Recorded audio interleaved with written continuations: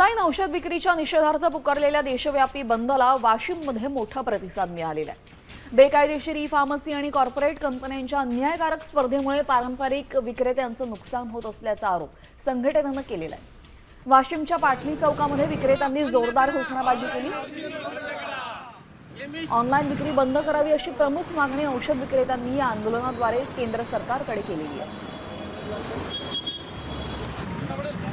आज विविध मागण्यांना घेऊन केमिस्ट आणि ड्रग्स असोसिएशनने बंद पुकारला आहे। हा बंद एक दिवसीय असून देशभरात या आंदोलनाची हाक दिली आहे। नेमक्या काय मागण्या आहेत आणि कोणत्या मागण्यांना घेऊन हे आजचा बंद पुकारला आहे या संदर्भात आपल्यासाठी बोलण्यासाठी संघटनेचे पदाधिकारी आहेत। थेट त्यांच्याकडून जाणून घ्या नेमक्या काय मागण्या आहेत। आमचा विरोध जनतेला नाही, रुग्णाला नाही, आमचा विरोध ऑनलाईन शासनाला विरोध आहे। जे ऑनलाईन मेडिसिन भेटायला लागलं हे पूर्ण टोटल बोगस यायला लागलं।